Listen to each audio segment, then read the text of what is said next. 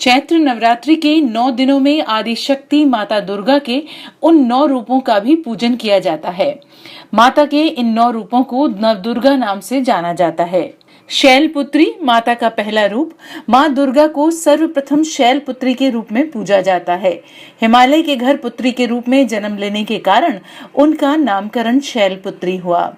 इनका वाहन वृषभ है, इसीलिए ये देवी वृषारूढ़ा के नाम से भी जानी जाती है।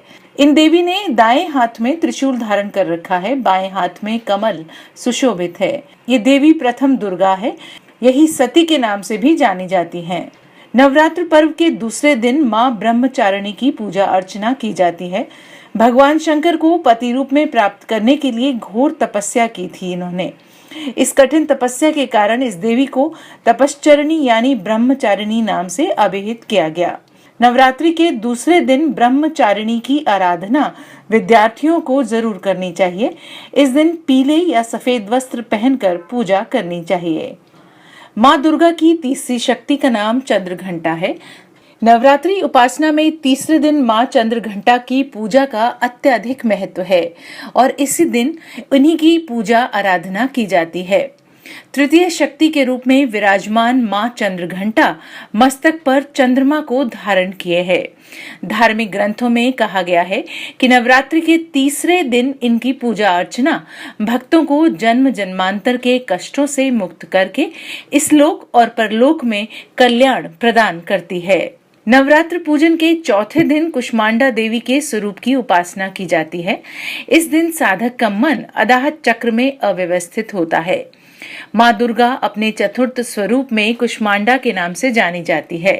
नवरात्र के चौथे दिन आयु, यश, बल और ऐश्वर्य को प्रदान करने वाली भगवती कुष्मांडा की उपासना आराधना का विधान है।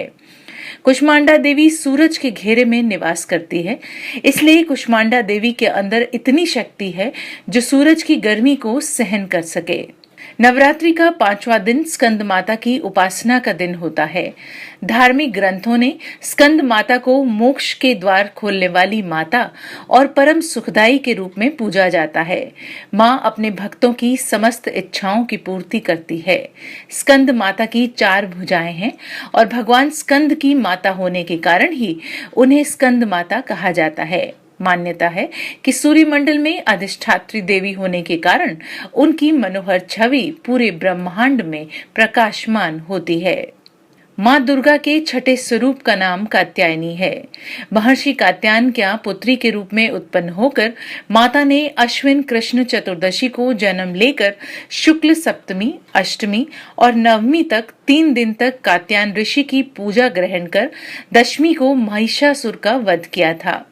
कात्य गोत्र में विश्व प्रसिद्ध महर्षि कात्यायन ने भगवती पराम्बा की उपासना और तपस्या की। उनकी इच्छा थी कि उन्हें पुत्री प्राप्त हो।